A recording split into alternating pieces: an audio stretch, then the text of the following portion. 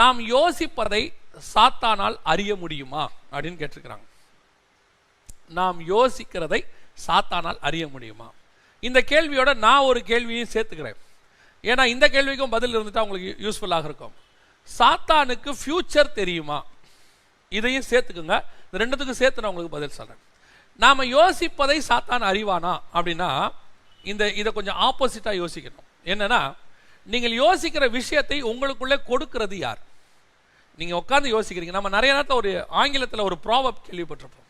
The idle mind is the devil's workshop அப்படின்னு சொல்லுவாங்க. அதாவது சும்மா உட்கார்ந்துருக்கும், எதையுமே யோசிக்காம சும்மா உட்கார்ந்துருக்கும் போது ஒரு சிந்தனை உங்களுக்குள்ளே வருது.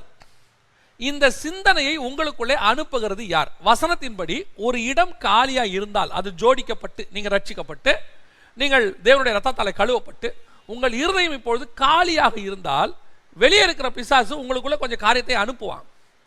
இந்த அனுப்புற காரியத்தை நீங்க உடனடியா வெளியே அனுப்பிட்டீங்கன்னா, ஒரு விஷயத்தை உள்ள அனுப்புறான்னு வச்சுக்கோங்களேன், உடனடியா நீங்க வெளியே அனுப்பிட்டீங்கன்னா இந்த ப்ராசஸ் தான் உங்களுக்கு சாத்தானுக்கு நடக்கும். அவன் அனுப்புவான், நீங்க துரத்துவீங்க, அவன் அனுப்புவான், நீங்க துரத்துவீங்க, அவ்வளவுதான். ஒரு நாள் வசனம் சொல்லுது, சில காலம் அவன் விலகி இருந்தான். இயேசு கிறிஸ்து கிட்ட அனுப்ப பார்க்கறான்.